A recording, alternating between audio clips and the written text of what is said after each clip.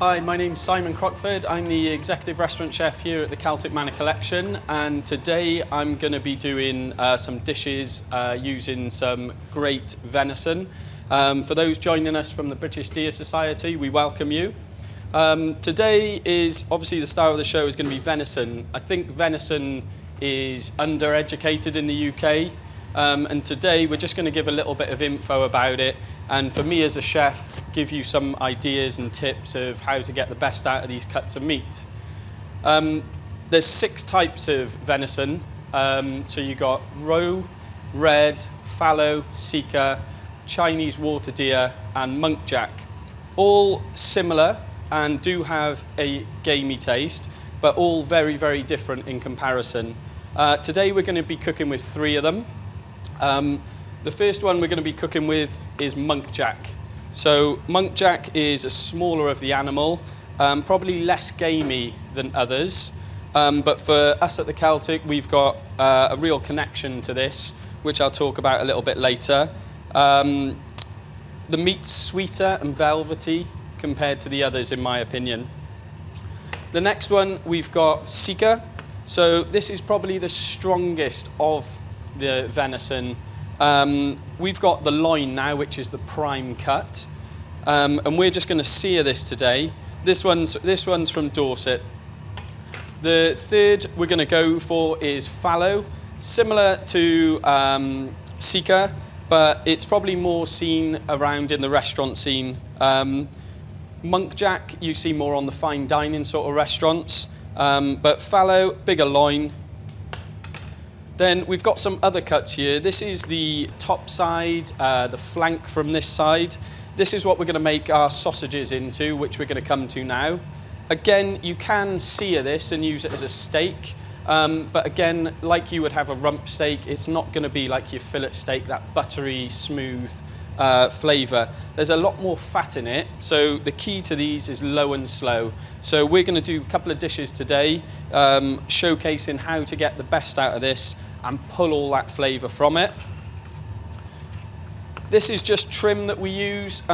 This has got so much flavour. So we make sauces with this. We've put a little bit into the sausages. We've made a pastilla, which is sort of a Moroccan spring roll with it. This is something we used on our competition as well. So every part of the animal can be used. Finally, we're going to go to the last 2. So we've got a shank now. Like a lamb shank, similar, you braise it, you use it that way. It does take a lot of cooking, but the flavour you get out of that is phenomenal. And we've got some ribs here. So these make great stocks. We're going to do a tagine today with a munkjack, but if you wish, you can do exactly the same and just put the whole shanks in. And lastly, we've got some venison sausages. We're going to make a really simple dish with this today, but all the cuts, you just put it through a mincer, or if you prefer, go to a butcher, they'll give you venison mince, and then it's a really, really nice thing. These can be frozen, and you can have them for breakfast, but we're going to do a really nice lunch dish with it today. I mean, you mentioned you think venison is underused in the UK. Why do you think there is? Why is there that lack of education about venison? I think people haven't really tried it. I think it's easy to say you don't like venison. It's seen to be put on higher end menus, and you know, in the supermarkets and so on, it is very much chicken, beef and so on. It does need a bit of skill to be honourable to the meat as well. Some of the dishes today, we've got sweetness, we've got sour, we've got a little bit of spice, we've got crunch. You marry it all together and then you get a perfect dish. But I think at times people will just try a bit of venison and go, oh, that's a bit gamey. It is predominantly gamey, we know it's gamey. But also, you see on a lot of menus, beef, grass-fed, organic. There is no hiding with deer. It is 100% organic, 100% grass-fed.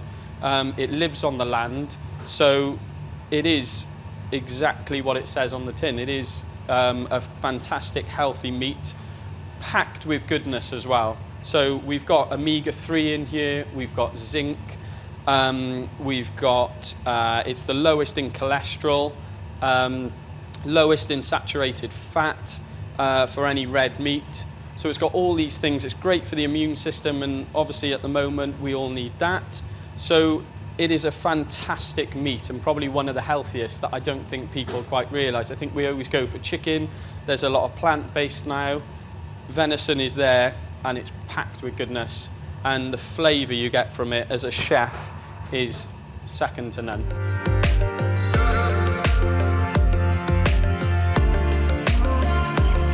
Okay, to kick us off today, we're going to start with one of the dishes that you might see on our New Year's Eve menus, or you might see it down the Newbridge or Steak on Six. So we've gone back to the Sika loin, which again is a very small loin, this one, dark in colour and quite gamey. It is a gamier, stronger flavour. Later on we'll be cooking sausages out of the offcuts of it, so we'll come back to that later. First thing we're going to do is our quince. So we're going to cut the quince down like so.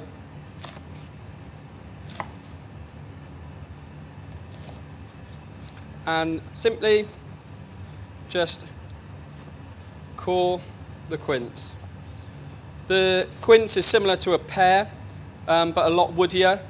You can take out the skin if you like. For me, I think it adds just texture to it. So we're going to keep the skin on. And these take a little bit of cooking, so we're going to get them straight into the pan. So here we've got a stock syrup with a bay leaf, some star anise, sugar and water. So place those in, and they're just going to cook as we do everything else. So the second part we're going to do is pumpkin. We've just got a small pumpkin here. We've taken quarters out of it, quartered it again and again, taken the seeds out just so you've got this flat edge. This flat edge is going to be key for later because we're going to put a crust on it, a hazelnut crust. So we've got our pan heating here, and we're just going to pan fry the pumpkin. So we want a nice hot pan, pumpkin goes in, and we want some colour on either side to get the caramelisation. So as I say, the pumpkin we're going to cook now. We're going to add a little bit of chicken stock, a little bit of butter, and bake it through the oven. It'll take about 10 minutes. Then we're just going to finish it with a crust. But before the crust goes on, I've got a solution of equal quantities of malt vinegar and maple syrup. Once this comes off, I'm going to boil that up so it intensifies the heat, brings the sweetness and the sour together, brush it over, and then put the hazelnut on it. I'm going to put a little bit of sage on there as well through the crust, and it just is a perfect accompaniment to what we've got. So you can see already it's starting to colour. Pumpkin is quite delicate, as in it's very hard to get it from soft to having a bite. So with this one, it will probably take 10 minutes and then I pull it out. So you can see that lovely crust there now already on it. That's what we're looking for. This is all the caramelisation coming out. So, keep those cooking. We've got our quince cooking now as well. That's coming lovely. We're just going to add a touch of chicken stock. This is going to smoke a little bit.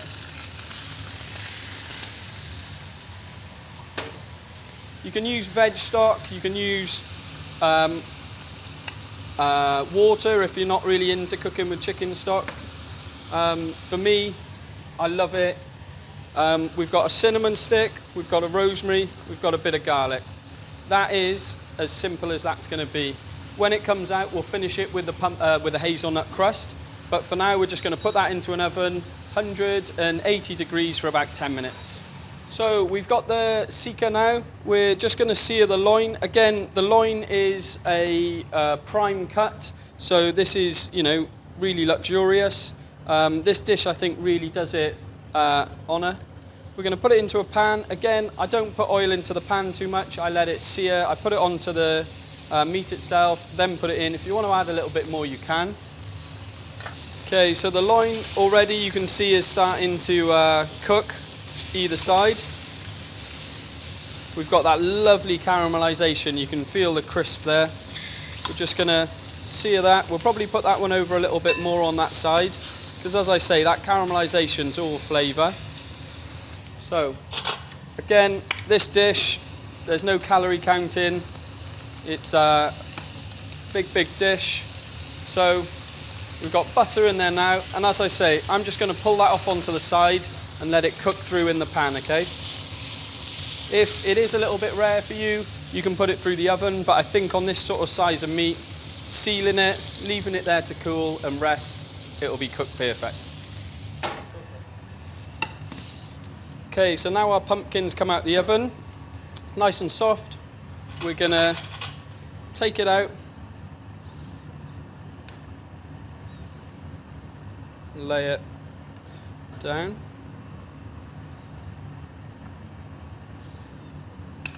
We can discard this now, we don't need it.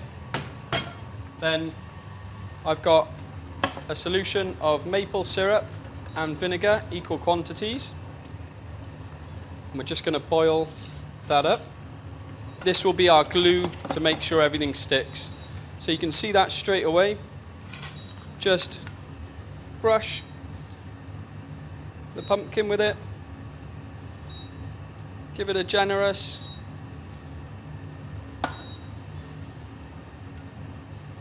amount.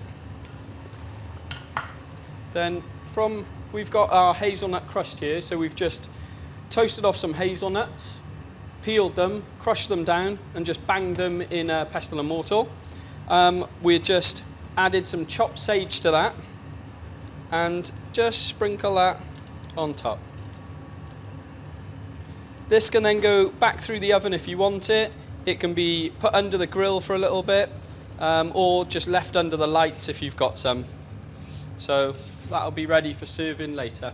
So we're going to pull the dish together now. The last part is got some sprout leaves, really good, perfect. We've already got the red cabbage on the dish anyway, so we're just going to drop them into some seasoned water. It's got a tiny bit of butter in it. Our quince is now ready, so that's cooked through. We're just going to place it ready for serving. In the restaurants, we dish up everything on the tray. We use the blue cloth so it absorbs all the drips, and then you know what's going on each dish. Sprouts, that's all it needs. We want them crunchy. It's just to take a little bit of the bite off.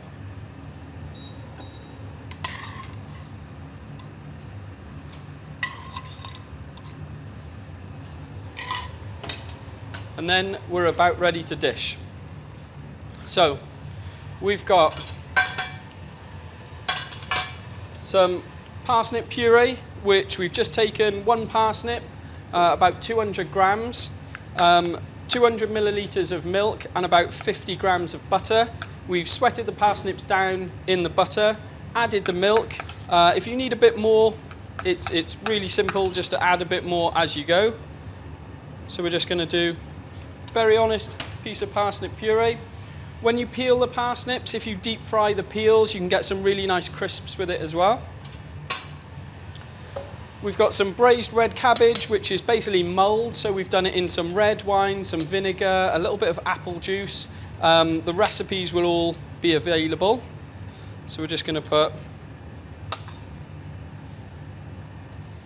a little bit of the red cabbage. So you get a sort of sweet and sourness to the cabbage. We've got now the pumpkin with the hazelnut crust. We've got our lovely venison there, which again,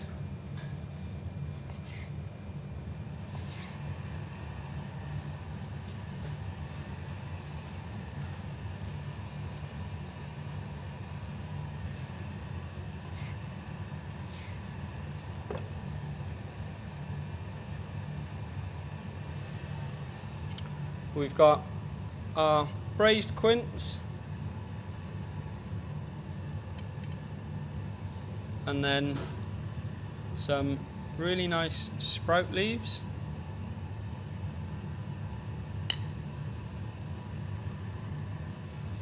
And then to finish it off, we've got our venison jus. And what I've done with this is just sauteed off a few wild mushrooms in it, so it gives it a really earthy flavour. So just over the top there.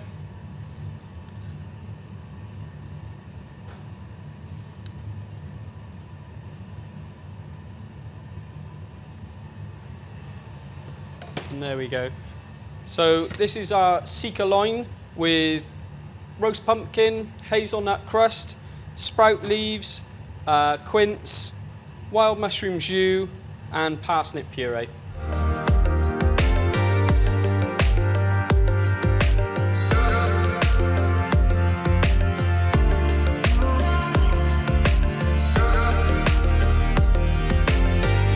So we're going to cook now muntjac tagine. So we've got some of the top side, the flank, really nice cuts of meat. We have trimmed out the sinew because some of the sinew doesn't really cook down as well. When you do it low and slow, it pretty much can do, but we've taken it out a little bit. Really lovely silky meat, and by far, you know, not being biased, my favourite. We're going to just get some hot oil. We're using rapeseed oil here. For me, it doesn't really have too much of a bitter taste and affect the cooking.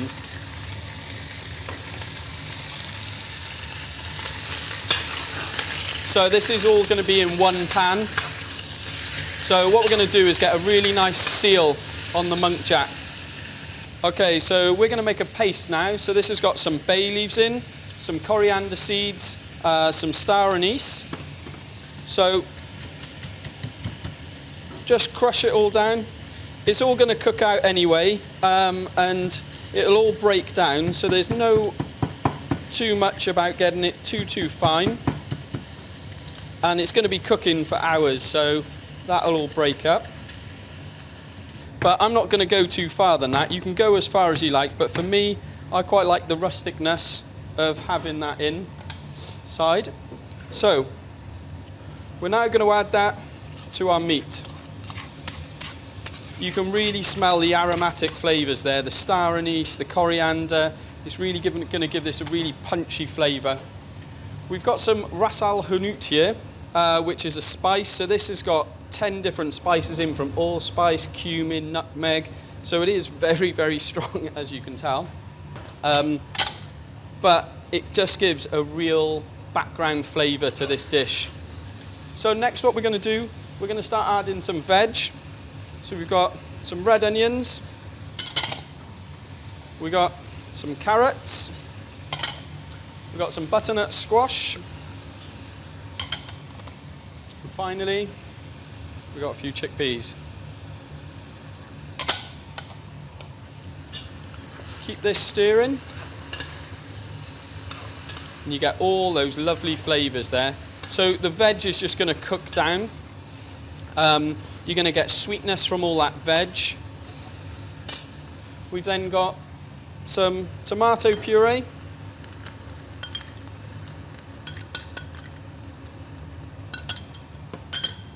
And chopped tomatoes.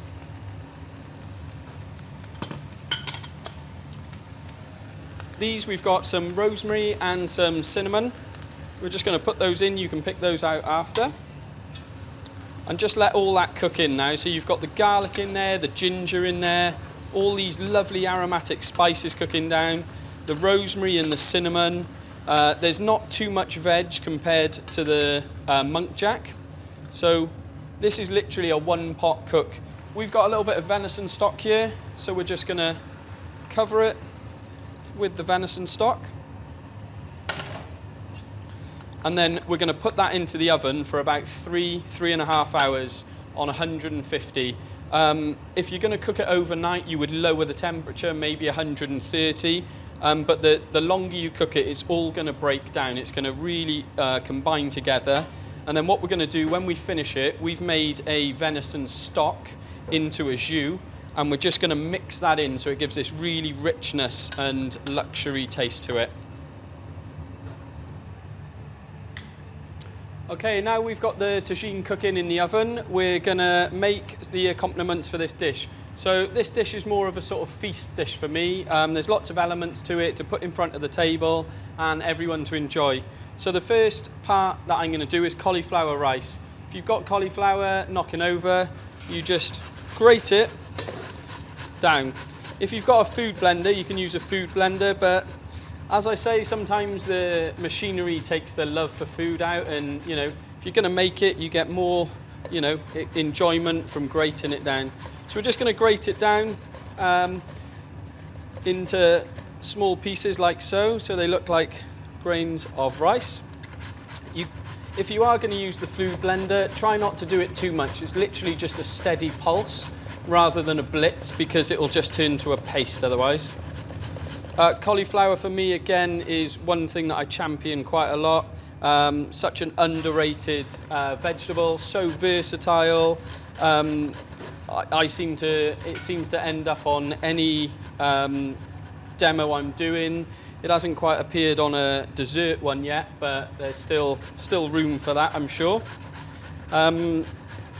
So we did this muntjac on the competition we did in Hotel Olympia. The Celtic Manor have a culinary team that we compete a couple of times a year. We chose muntjac because it was a real talking point for the judges. It stood out and chefs knew it and they were excited about it. We did it 3 ways. We did the pastilla that I'm going to show you next. We made a bolognese by mincing the meat. Instead of making it into a sausage like we did, we made a really nice bolognese. We did a potato espuma and made a sort of phyllo crown on it. So it was sort of a deconstructed pie. And then, as we did with some of the other dishes, we just seared the loin then. And again, that was with some prunes. I think we did it with roast swede. So it was a very humble dish for such a luxury item.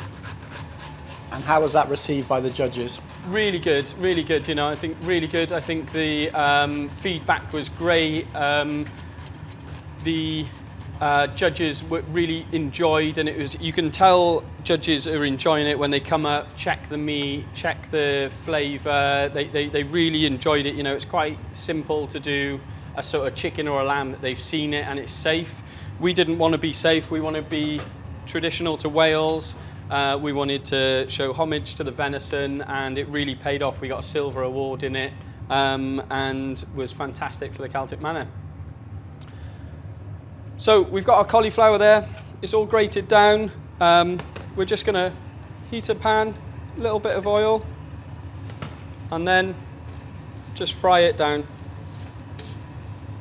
So into the cauli rice, just keep that cooking down. I've just used a bit of oil. Put some fennel seeds, really punchy aniseed flavour these. Going to go great with the tagine. And that's it. That'll take about 5 minutes. Needs stirring occasionally. And I've just got a little bit of chicken stock, which is just going to loosen it up a little bit. When it's cooking, you don't really want it to colour. And it'll take 4 to 5 minutes, that's it.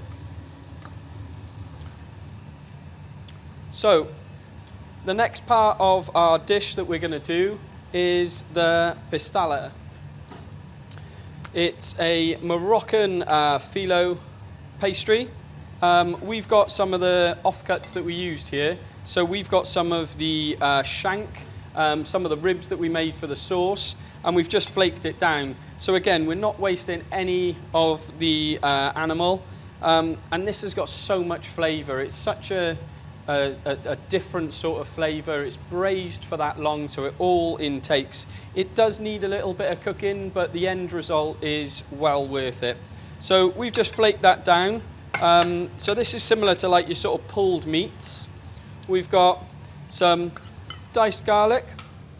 We've got some diced raisins to keep in line with the sort of Moroccan. We've got a little bit of ginger. We've got some chopped parsley and coriander.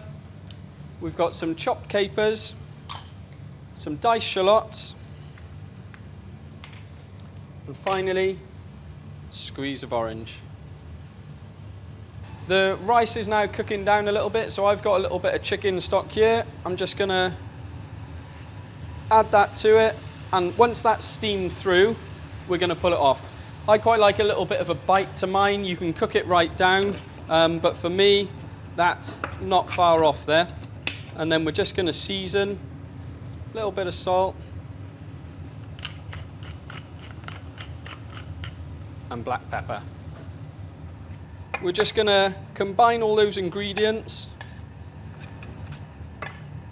Into this mix as well, you can put whatever you want. You can put almonds, you can put pine nuts, the apricots, the list is however you want it. And also a good one for this, if you want to do a sort of canapé or so on, you can make it like a spring roll. So still use the pulled meat. You can do it with a tiny bit of soy, but don't put too much in because it'll be too salty.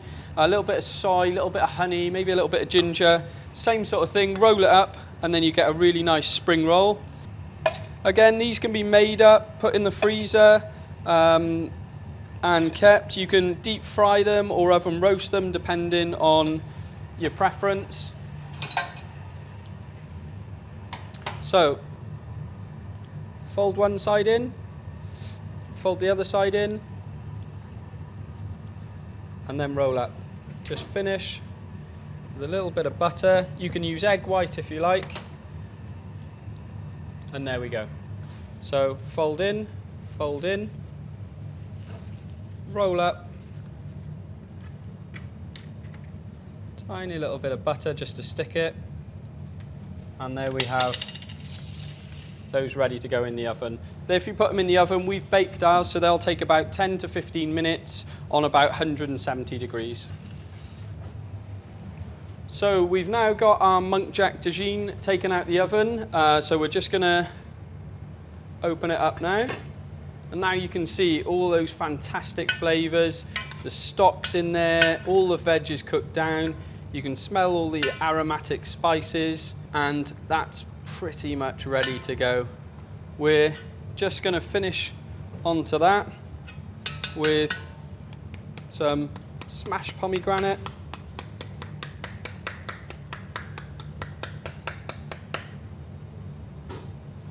some fresh coriander. Again, don't worry about chopping it. And then some pumpkin seeds. Then we're good to dish.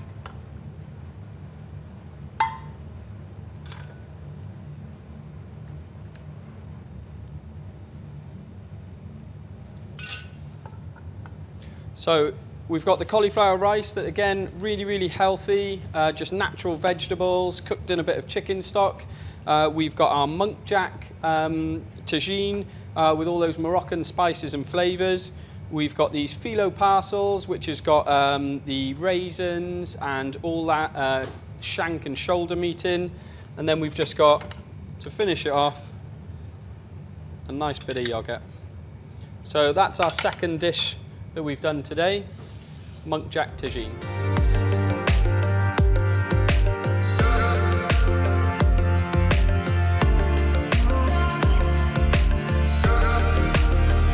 So the next dish we're going to be doing is a really simple sort of festive salad.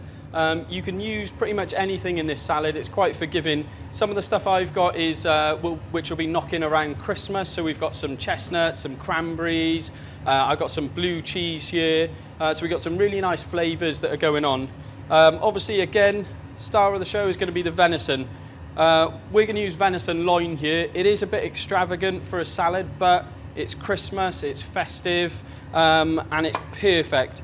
We're going to just sear this off. I'm just going to put some oil onto the meat and then place into the pan, making sure we haven't got too much oil in the pan so it doesn't spit out everywhere. So this fallow deer is from Monmouthshire, Simon, just a few miles down the road. How important is it to you to use local produce? Local produce is, you know, I think Wales has got so much to offer. I grew up in Pembrokeshire, Tenby, so I grew up on fresh sea bass, fresh mackerel, fresh crab. So it was just a given for me to have such great Welsh produce on your doorstep. We've got some of the best farmers around with some of the best lands that just produce these great animals. And the welfare of the animals is great, what they feed on is great. So we've got unbelievable amounts of resources to get this great produce through, even from, you know, Welsh rapeseed oil, the chutneys that are coming out.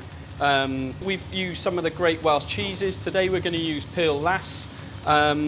We use North Wales chicken, we use Welsh lamb. So sustainability in Welsh produce, we need to keep going. And something in the Celtic, we are, you know, a figurehead of Wales, and we want to pride ourselves on using Welsh produce.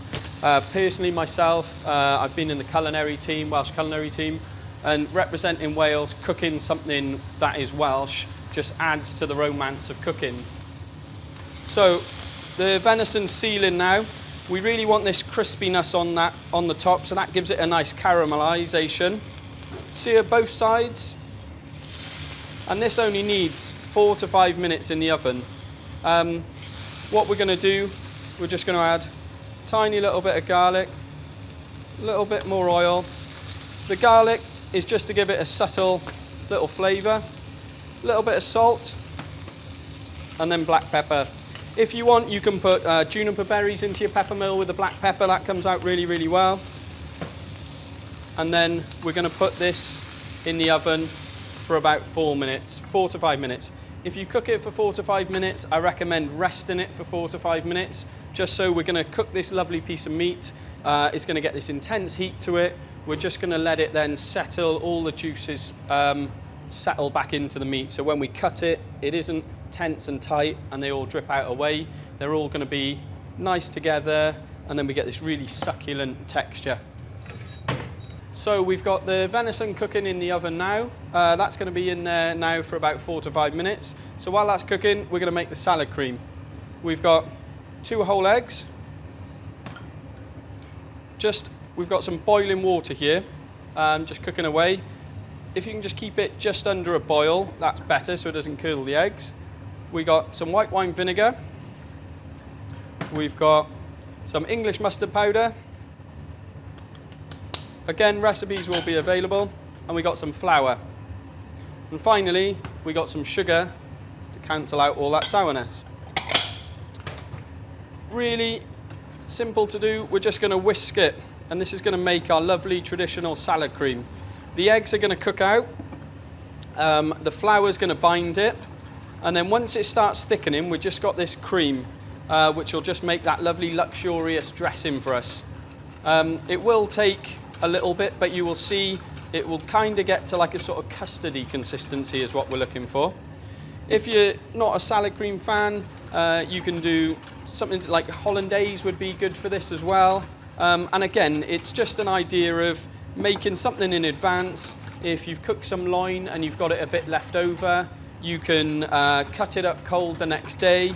If you've got some of the sausages from one of the other recipes that are cooked, this can be cut through it.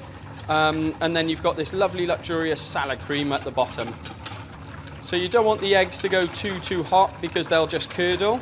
So when you start seeing them come, the bubbles, and it start thickening, just pull it off for a little bit and allow it to cool.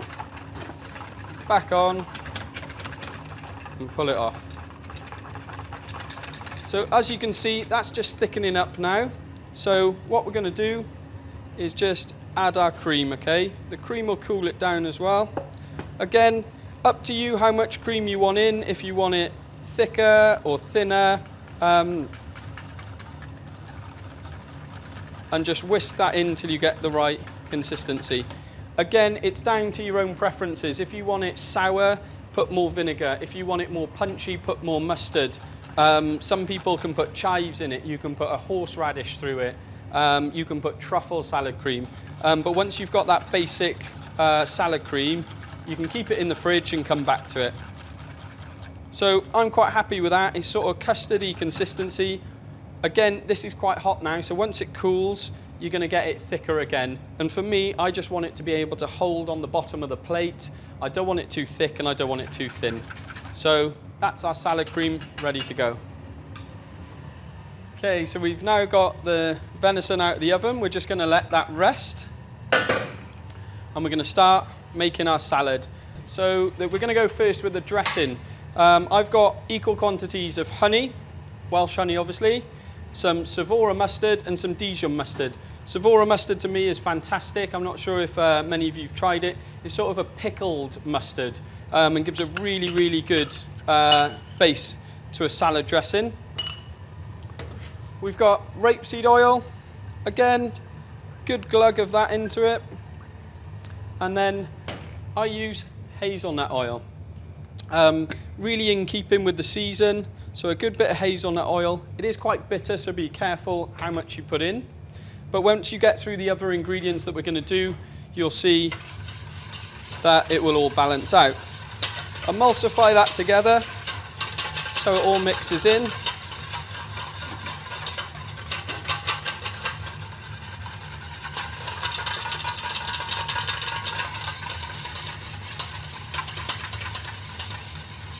And keep to the side.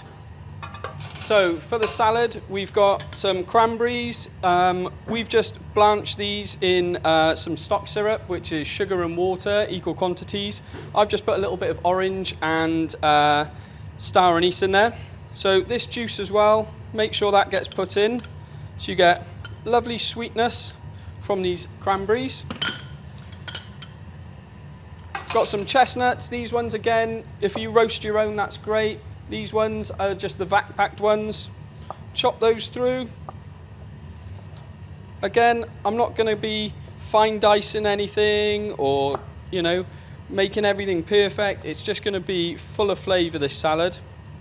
So we've got our chestnuts in. We've then got some endive leaves, which are quite bitter, but again, you can use whatever salad leaves you've got. We're going to use also some watercress and some pea shoots. If you've got rocket, whatever's knocking around, it's quite a flexible recipe. So they just get put in. I've got the purple ones as well. And again, these have got a really nice crunch and bitterness to it. You often see little canapes if you've got anything left over from Christmas and you've got one of these, you can put diced turkey, bit of mayonnaise, put it in, and it's a really good bite-size dish. Got some blue cheese here, some Pearl Lass. So it's a really strong Welsh blue cheese, really, really nice and creamy. You know, I may be a bit biased, but I would say one of the best blue cheese available. What's it similar to, Simon? Stilton's a bit stronger, so I would say it's a cross between a really strong Stilton and a Brie. But again, you can see the texture is much more creamier than your sort of crumbly Stilton. Then we've got an orange. The orange, we're just going to segment. So again, keeping all the festive flavours. If you've got mandarins knocking round, they'll be great. This can be, you can put some plums in here if you've got them. Again, just segment your orange through. And again, we don't want to waste anything for this. So we are going to squeeze the juice of the orange into it. Oranges can be done the day before as well. Apple will go well in this salad. And then squeeze all that juice so we're not wasting anything.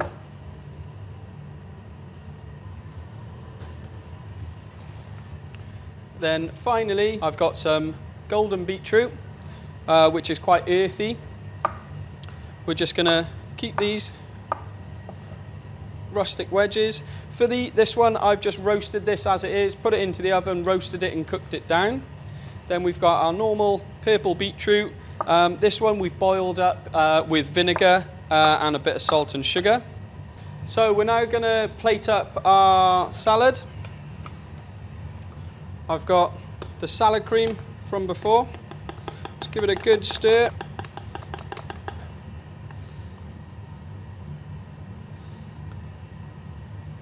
Just let it find itself on the plate. Then all our lovely salad that we've got here.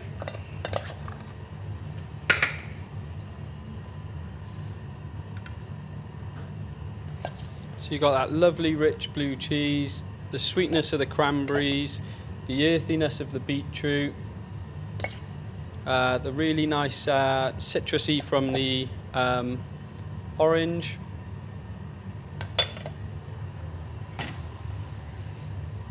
Then we've got our venison, which we're just going to slice through.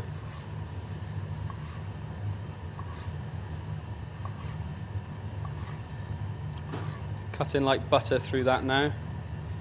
So, really nice pieces of venison. This is the fallow, as we said. Then really got some nice peppery watercress, some pea shoots, and then finishing with the dressing. So there we have our fallow from Monmouthshire. You get this lovely, really succulent meat. Venison is great with salads as well. It's so soft, it's so got a great texture, and all these flavours will combine now and it will just bring it all. Again, it's not too difficult. I know the loin is at times more expensive, but what you get for it is well worth it. The dish here can be made a great Boxing Day, a great lunchtime dinner, and again, it can be adapted as you want. The venison that's left can be kept in the fridge and you can do it cold so you don't have to cook it fresh.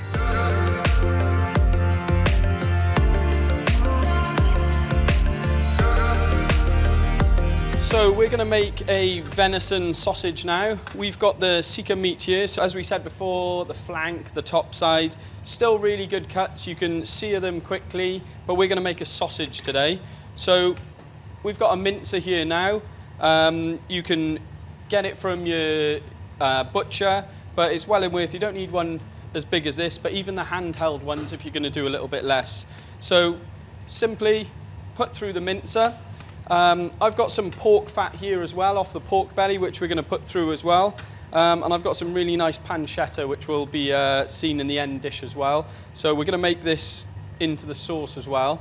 Plus, it's going to go through the sausage, so you get a texture right the way through.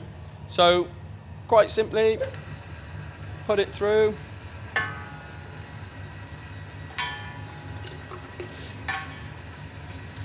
And out we come. It is really important that you get a good mincer, because it needs to break down different bits of sinew and so on. So for us, we use a strong blade. Make sure your blades are sharp.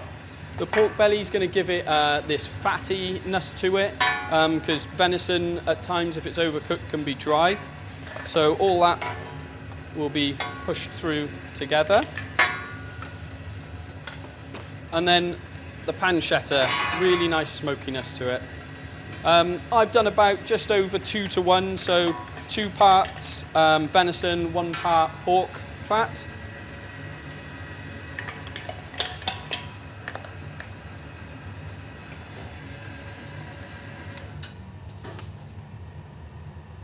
And there we go. We've got our minced venison there, pork belly and pancetta. So now we've minced all our ingredients together. We've got them now into a food mixer. You can do it by hand, but for me, you get a far better mix together. We've got some seasoning here, so we've got some pink salt, some rice flour, some nutmeg, and celery salt. We're just going to put that in. We've got some rusk. This one's actually gluten-free, made out of rice flour as well. So this will just bind it all together and make sure it soaks up all that fat of the pork belly and is the sort of binding agent. We're now going to add the water. It just needs a little bit of liquid to make it moist and mix.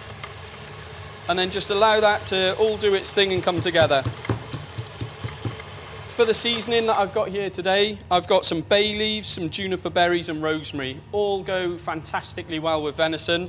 We want to make sure we really grind it up well because it will pierce the sausage skin. So while that's mixing, I'm just going to grind this up. So our sausage mix is all nicely mixed through there now. Not too wet, not too dry, nice consistency. We've got our seasoning here. As we said, I didn't want too much of the big chunks in there, so I'm just going to pass it through a sieve, and I just want the seasoning from it. So those lovely juniper berries will come through, the bay leaves will come through, and you get that lovely perfumed flavour from the rosemary. So now this is ready to make into our sausages. We've got the sausage machine here. We've got some sausage skin here. We're using pig sausage skin here. It holds and stays a bit crispier for me. We're just going to tie a knot in the end there. If you haven't got a sausage machine, you can do it with a piping bag, but it is quite tricky. You can get smaller sausage machines than this. We've just got a bigger one for the resort. But once your mince is in, it just basically pushes it through the funnel, and you get these great sausages. So we're going to start just going through now. So just pierce a little hole, and then it'll start to come through. Just hold on to the end so it all comes out at the same size. Steady flow. You can get these sausage casings from your butcher. They're quite happy to sell them over the counter. So once we've got our sausage, just tie the end, and then you just twist, squeeze, and twist. If you're going to do more, you just twist one way and then twist the other way, right the way through the links so you can get more. You can do smaller chipolata ones as well if you want, but we've just gone for 2 nice main course size.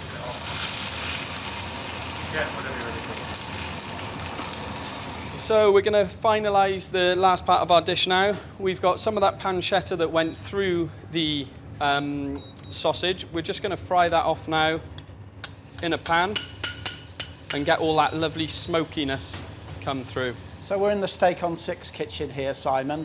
Tell us a little bit about how this restaurant came about. So Steak on 6 concept, we've never changed it from day one. We've always been honest to the food.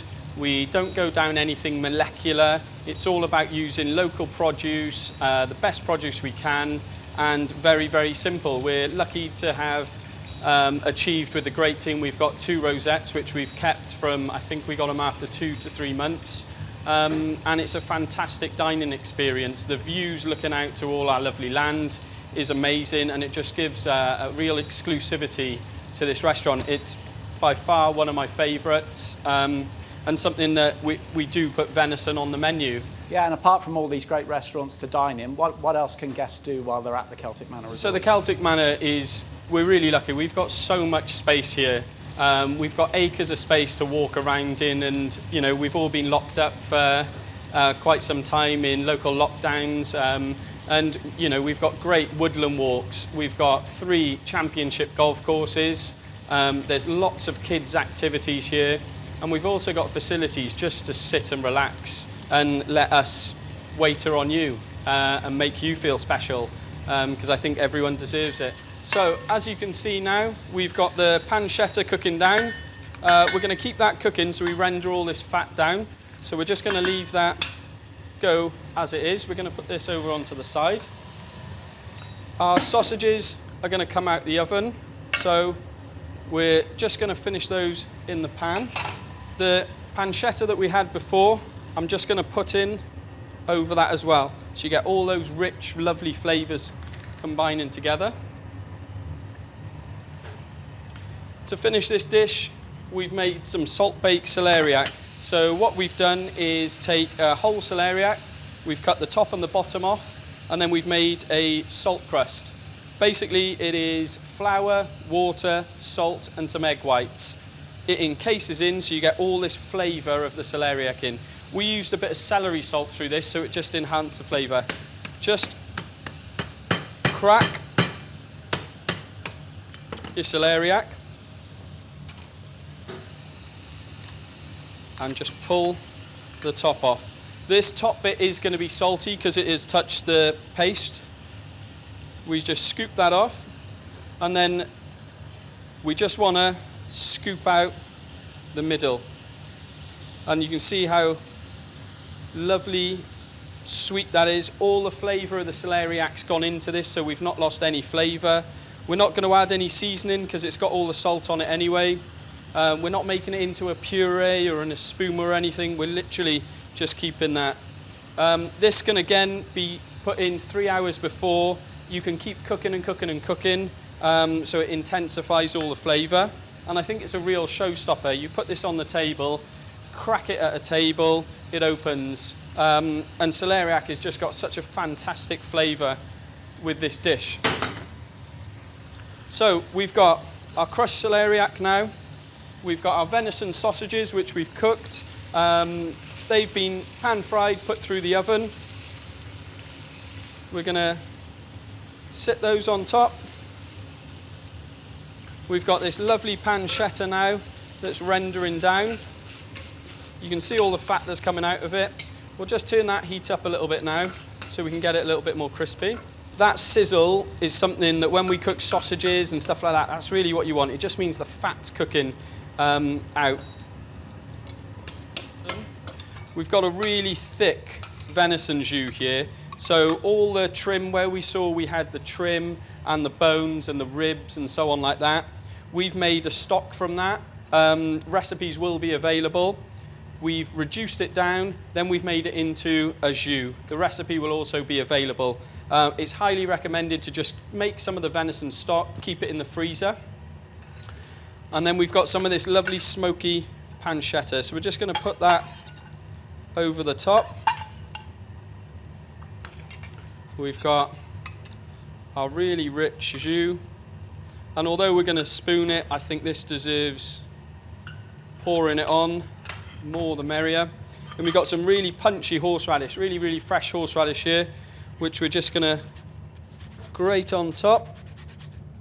Really, really good with this dish. And then to finish, I'm going to do some peppery watercress.